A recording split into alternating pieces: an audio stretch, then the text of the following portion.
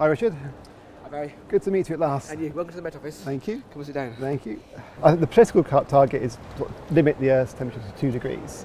High emission scenarios, which is pretty much we're locked in for a couple of decades, that will be around 2050, 2040, 2060 is a range. But yet we're not actually warming the last decade or so at a very high rate to actually meet those computer model projections. Pre-Copenhagen, there is a press release saying the decadal pause is happening, we expect it to be warming soon. Last 80s and 90s, it was warming at 0.18 degrees per decade.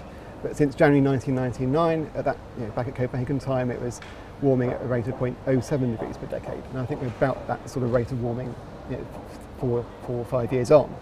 So my question really is, what point do the models that predicted a pause or slowdown, they suggest a high rate of warming will start up again? Obviously, the longer the slowdown, the higher the rate of warming would be to get to that 2 degrees or the range predicted by 2040. But again, 2 degrees is an extra 1.2 from pre-industrial times. Not 2 degrees from now, but an extra 1.2 degrees from now.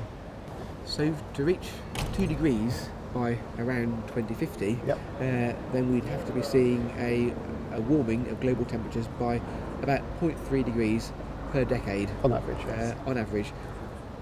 In the next decade and the decade after, and the decade after. With a bit of variability. And the models and our physical understanding would expect that to be happening on average over the next 30 years. On top of that, we also expect the natural variability to be sometimes leading to faster warming, as in the 1990s, sometimes in the slower than that, as in the last 10 years. Okay.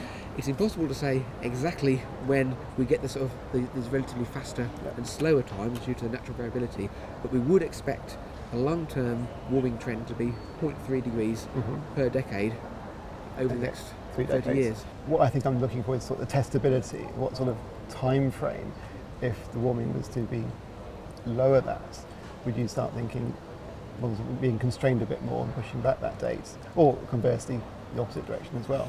If the warming continued to be relatively slow, as it has been recently, then that would mean we'd bring down our projections of the earliest time of reaching 2 degrees, which we already did. The earliest time is now thought to be a few years later than it was previously because of this recent slowdown. So if the slowdown continues, then that would mean we'd bring things up. If it goes away and it gets faster, then we'd bring it forward. So, Okay. I think in summary, what I wanted to achieve was some sort of way of testing or validating computer model projections of temperatures by 2050, 2 degrees. I think we agree that the next decade or so of observed temperatures will go a long way to either constraining the projections or validating them, and whatever happens, it will be of interest to both of us.